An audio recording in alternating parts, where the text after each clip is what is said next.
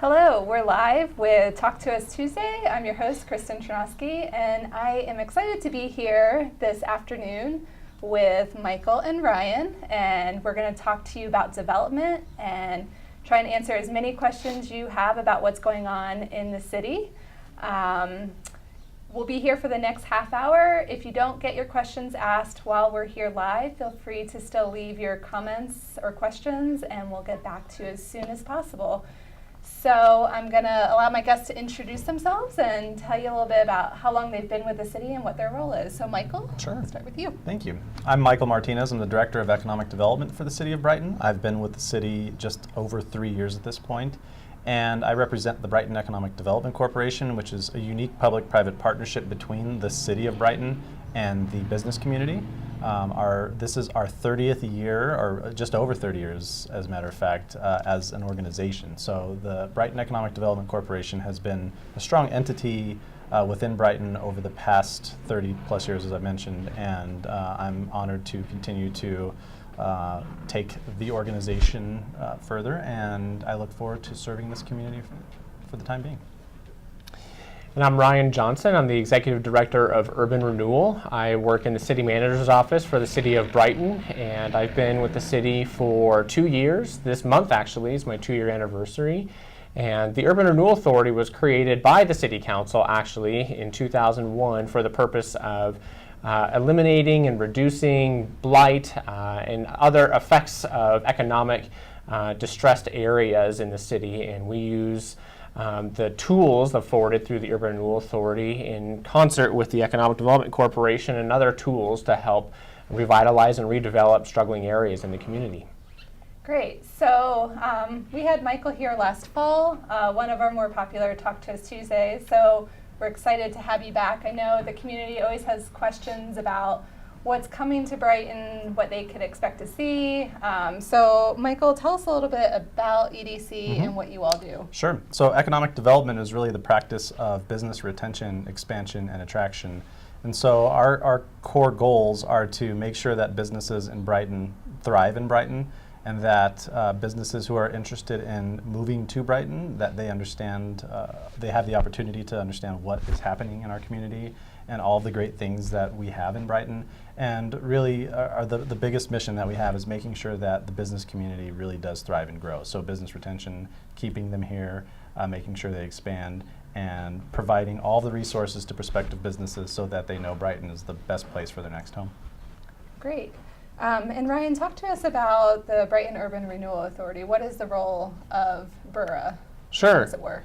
So as I mentioned a minute ago, the Urban Renewal Authority was created by the City Council as an entity to be able to help reduce and eliminate blight, urban blight, or the effects of economic distress in targeted areas in the city. There's currently 4 urban renewal areas that we currently have adopted and approved, and we use different financing mechanisms as well as other resources to help redevelop those 4 areas in the city with the things that they're lacking, so that way they can be economically sustainable and viable and be a true amenity for the community. Great. We have our first question. I'll get to it in just 1 second. And just a reminder, if you have questions about development in the city, please feel free to leave your question, and we'll try and get to as many as we can. So our first question comes from Megan. Michael, Megan wants to know what is going where the Kmart was. I've heard Dollar Tree, Planet Fitness, and ARC. Also, when is Hobby Lobby opening? Sure. So the former Kmart site does have a few new users that are going in now. Many of you have noticed the fencing that's up. We're pretty excited about the redevelopment of that site. And as mentioned, we will have a Dollar Tree as well as a fitness user and a thrift user. And both Ryan and I have been working pretty extensively with the property owner and the potential developers on this. So we are excited to see more activity there. One thing to note that in most communities, your Kmart's, the typical time for a Kmart to be vacant before it's occupied again is roughly 4 years. And we're really just over a year at this point with our Kmart being vacant. So we're well ahead of the curve on that. And I think that's a testament to how good of a community Brighton is from a business perspective and how quickly businesses specifically want to be in Brighton. The second question, Hobby Lobby, they will be opening the 3rd week of May. So in 3 weeks, we are very excited to have them open.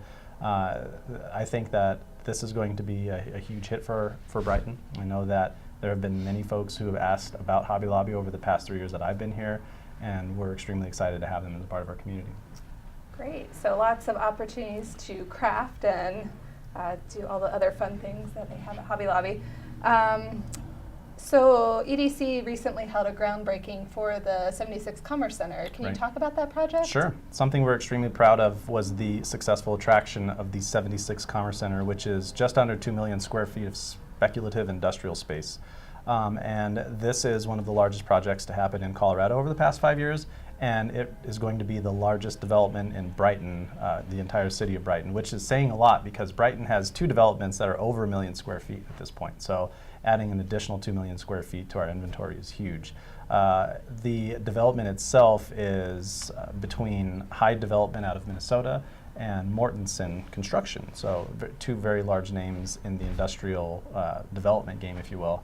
And the site itself is going to be home to many new businesses, many of which will be larger users. So we're excited about the opportunity for potential large impacts to jobs, and overall it's going to have a huge impact to our economy. So it's something that the city itself should be proud to have.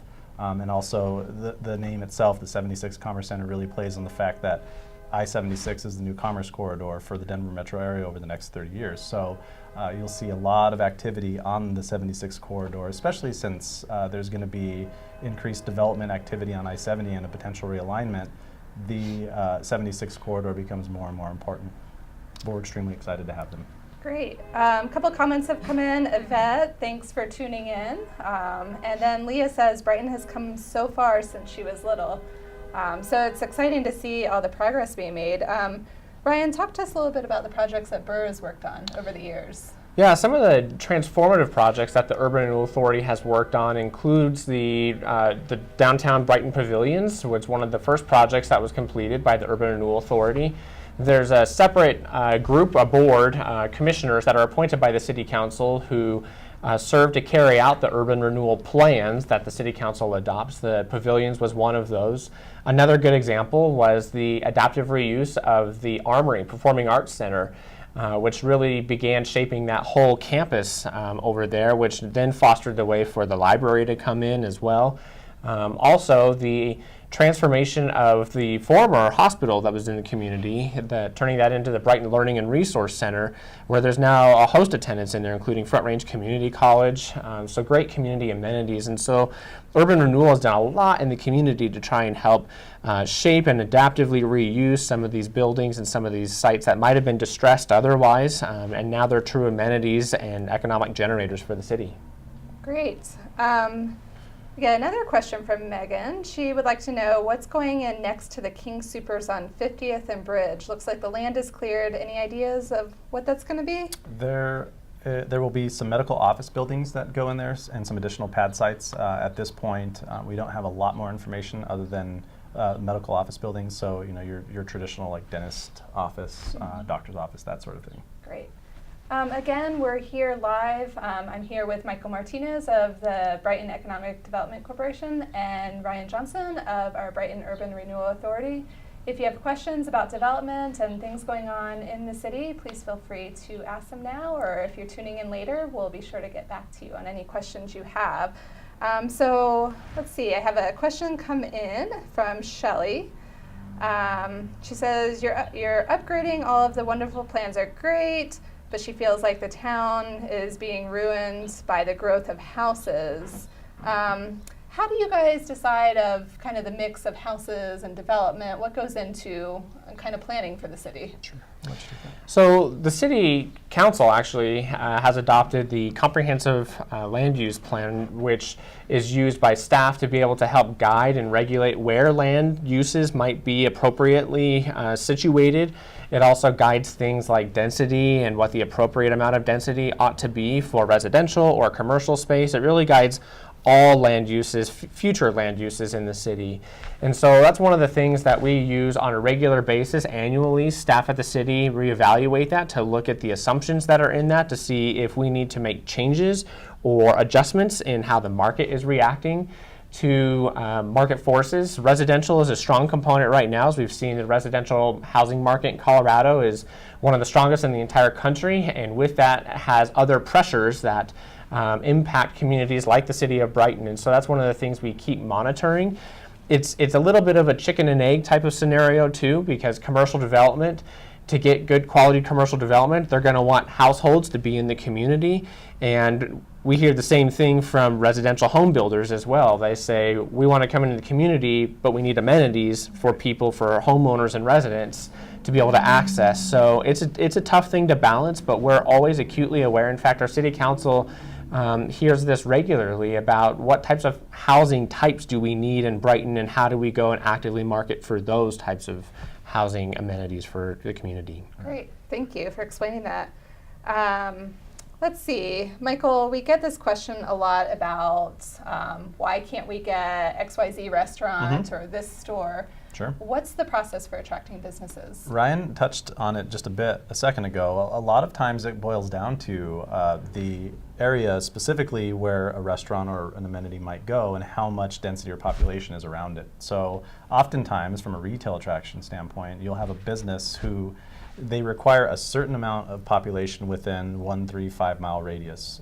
You'll also have a larger area that they look at specifically for city size. So, you know, there are retailers or restaurants that won't even consider a city that's less, or that has less than 100,000 residents or 75,000. There's usually 50,000 is usually the threshold when you start to see an uptick from, you know, just the fast food things that you might see in a smaller community to some of the better amenities. 100,000 is where you'll see the whole gamut of amenities. And so that's where us as an EDC and the Urban Renewal Authority come in. We try to tell the story. It's our responsibility to not only talk about the opportunities that we have from an economic development perspective, but also talk about our trade area. You know, Brighton is not just, the residents in Brighton aren't the only folks who utilize our amenities. We have a pretty substantial trade area. So if you're a retail broker or a retail site selector, unfortunately you're looking at a map and you only see the city for what it is on a map. So it's up to us to be able to tell the compelling story of our trade area, of what Brighton really is, about our residents, and hopefully kind of beat or defeat, if you will, some of the barriers that we have from a population standpoint. But for the most part, when you're talking about retail attraction, and you know, this is something that we constantly struggle with, I know that our residents want certain amenities, and I promise you that we talk to every single retailer or restaurant broker or their representatives frequently, because we understand that. But there are just some things that we can't overcome specifically as it relates to population, and that's a big portion of retail attraction. Okay. On that note, Megan would like to know, and I know you get this question all the time, but what is coming to town that people might not know about yet? Typically, when we are working with prospects, we don't divulge a lot of information until the deal is actually completely signed and development occurs. We've been in situations where we get to a point where development is starting and the deal falls apart. But I assure you that, you know, we continue to see a lot of great activity at Prairie Center. Prairie Center is a regional destination, so you're going to see a lot of new activity, new restaurants and retailers there over the next year or two. And Ryan can speak to some of the other things that are happening downtown as well. Sure, thank you. One of the opportunities that we're seeing a lot of activity in right now is the intersection, the northeast intersection of Highway 85 and Bromley. There's about 4 acres there that the Urban Renewal Authority currently owns as part of a redevelopment that we think will be a catalyst to help stimulate reinvestment and redevelopment growth on the southern portion of the downtown core area. We're actually seeing a lot of interest from different restaurateurs, different types of retailers to maybe go in on that site. And so we're working with one of the leading retail brokers in the entire state of Colorado right now to work on putting their feelers out there and to talk to those retailers and find out who might be the best fit for being able to carry out the vision that the city has had and held on to for quite some time. Great. Shelley, I just wanted to acknowledge your question about County Road 2 and Baseline at 160th. We'll get with our streets department about that and get back to you with an answer about that. I want to go back to downtown. Ryan, can you talk about the new downtown plaza that council's been having discussions about and hearing a lot about? Yeah, it's interesting that for over a year now, actually close to 2 years now, staff have been working on this idea of developing a central urban plaza or public space where people in the downtown area can go and play and hang out and just relax. And there currently isn't anything like that in the downtown area. So even for residents who might live in the vicinity, don't have really close access to a park. And so last year, the city actually underwent the process of doing master planning and received a bunch of great public feedback from the community about what amenities should be here or maybe aren't the right place to include here. And we adopted that master plan at the end of last year. And we've actually gone forward now with some potential grant applications to fund the first phase of that construction of that plaza. The plaza itself is going to be at the intersection of Bridge and Main Street. So literally at the corner of Bridge and Main, or First and Main, as you might sometimes hear. And so we're going to be putting out a request for proposals before too long to actually demolish the building that's currently vacant right there. It's attached to Wells Fargo, and that's the site of where the downtown plaza is going to be. It'll be a real strong urban public community space that'll probably serve as a regional draw for people to come to Brighton. What will residents see there? What's it going to look like? So residents are going to see a lot of things there. They're going to see safer crossing opportunities right there at the intersection of Bridge and Main. So that'll be a big public safety improvement there. They're going to see the addition of landscaping, trees. It'll be mostly hardscape, so different types of pavers and concrete surfaces, various different types of seating opportunities, whether they're seat walls or planters.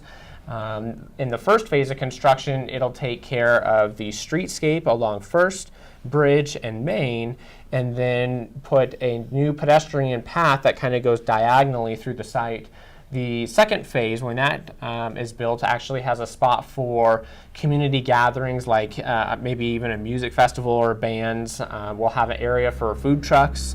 There'll be some more like nature play types of elements there, not like a typical suburban playground, but things like you might see if you were going to the 16th Street Mall or going up to Pearl Street Mall up in Boulder. And then if phase 3 occurs down the road, that could actually include a splash pad or other types of amenities that might be more seasonal. That sounds exciting. Yeah, it'll be really exciting. If you're just joining us, I'm here with Michael and Ryan. They're our experts in development, so all the questions you have about what's coming to town, this is your opportunity to ask them now, or I'll leave a comment later and we'll get to you as soon as possible.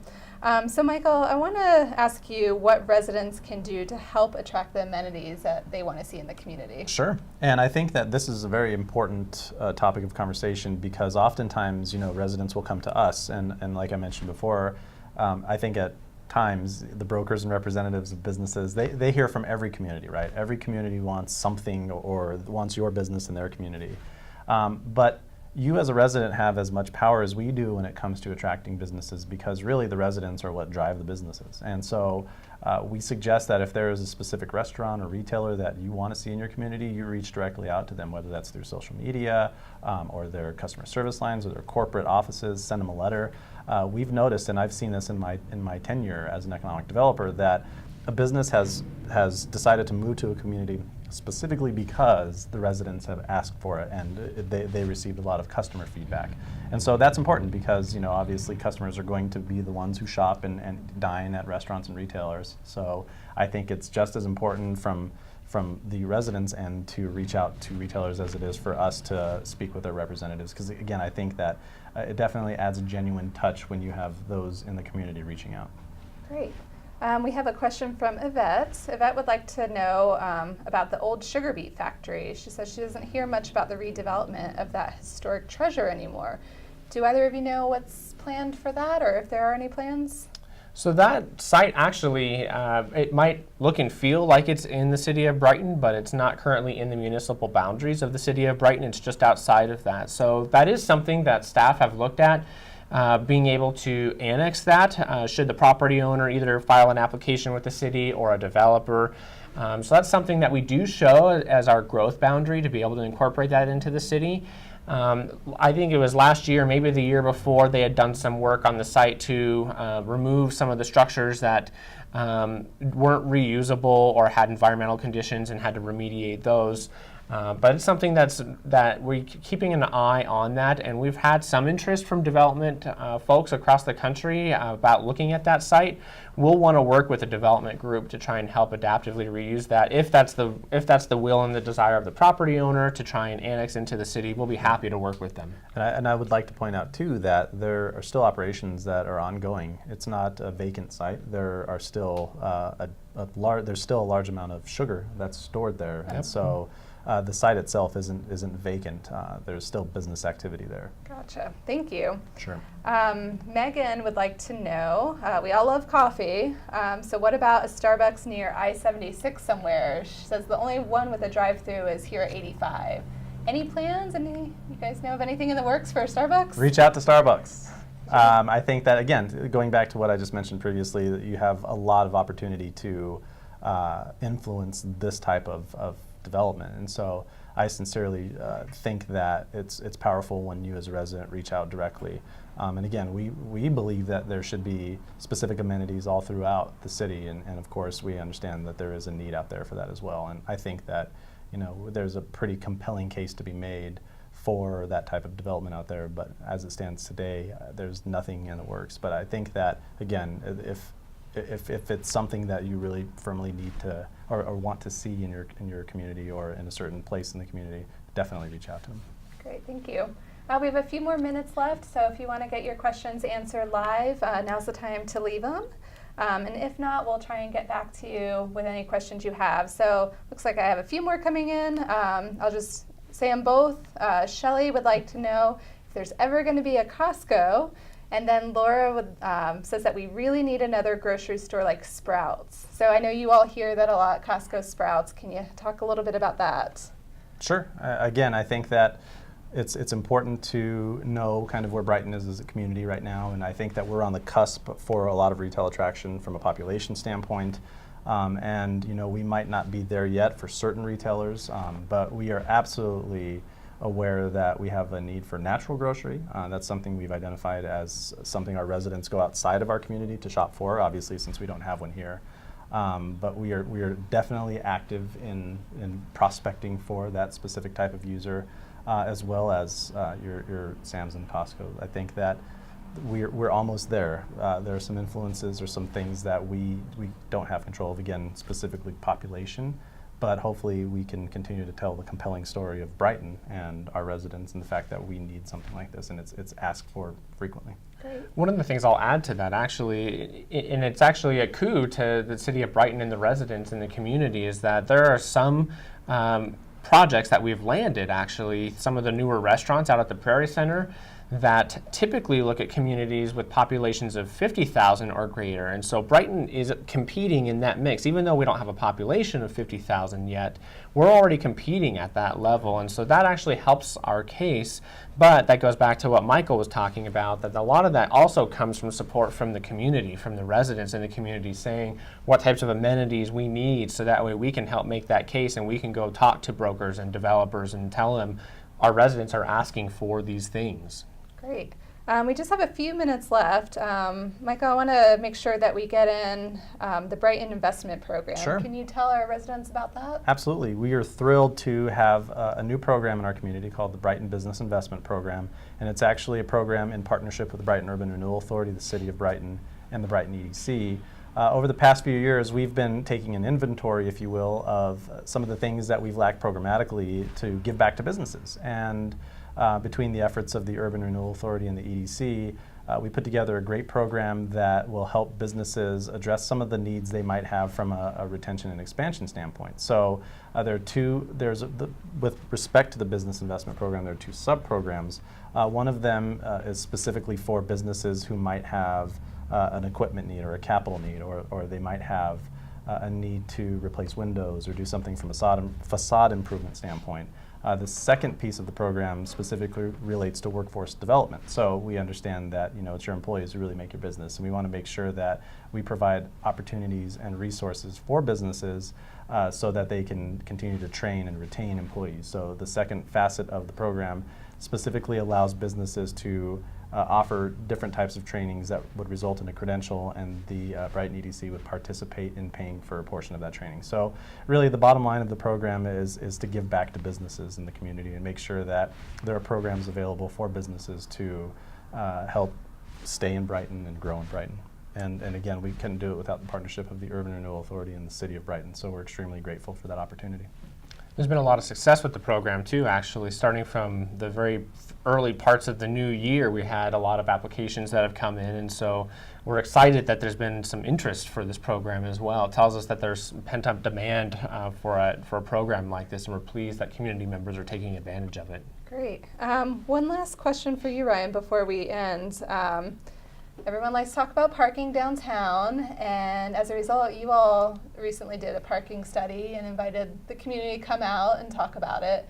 Can you tell our residents who maybe missed that why you all did the parking study and maybe what the results were? Sure. You know, as development continues to occur, specifically in the downtown, and we see new projects coming online, staff and we would hear from community members concerns about how are we going to address parking? Is there enough parking? And so rather than get behind the 8 ball on the whole idea about parking, we decided to hire a consultant, and we're working with Walker Consultants to go ahead and study the parking demands and the needs in the downtown area. So they looked at all of our existing supply, and then they superimposed all of our growth projections that we're seeing in the downtown area to formulate our demand for the next 10 years. And so we're actually nearing the end of that process where we'll take the draft report to the City Council, but that's going to end up giving us a framework to be able to guide how we manage and regulate or enforce or provide for the operations and maintenance of the parking needs in the downtown area. So you're right, there was an open house in April, and we're thrilled to see so many people show up for the open house.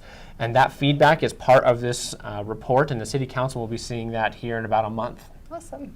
Well, we just have a minute left, so any last words for our residents or anything we missed that you feel like they need to know before we close? I think that Brighton's in a really good spot economically. We're probably in the strongest economic times that we've ever been in as a community, and you know, we understand that there are definitely some growing pains as you grow as a community, but we really believe that Brighton is growing responsibly, and from a community and economic development standpoint, that's really all you can ask for, making sure that your community develops the right way. And I really believe that Brighton's on the right track for development, and we hear you. I want to be clear with that too. We know that there are specific needs and wants that residents have in this community, and rest assured that we're listening to you, and every day we're talking to all different types of businesses to make sure that the residents of Brighton have the right amenities and opportunities that you deserve. That feedback is so important, and we'd like to encourage people to continue to give us feedback and submit questions, whether it's through social media or other forums, so that way as staff we know the things that are important to the community, so that way we can go and help with that storytelling when we meet with developers or real estate professionals. It really does help paint the picture when we can say that residents in a specific area or a neighborhood are really lacking a certain amenity or service. That's stuff that you can't replace with just city staff. So we appreciate that. We want to keep encouraging that. Yep, absolutely. Please reach out to if there's a business or a restaurant, retailer, any sort of employer or business that you would like to see in our community. As Ryan mentioned, reach out to us. But as important, reach out to the business too, because I think that you have a lot of power in your voice, and so we encourage you to do that. That'll definitely help us get the things that we desire in our community. Great. Well, thank you so much for joining us today. Thank you, Michael and Ryan. And thank you if you tuned into us live. If not, that's okay. You can still leave your questions, and we'll get back to you as soon as possible. And we'll be back in about a month for another Talk to Us Tuesday. Have a great day.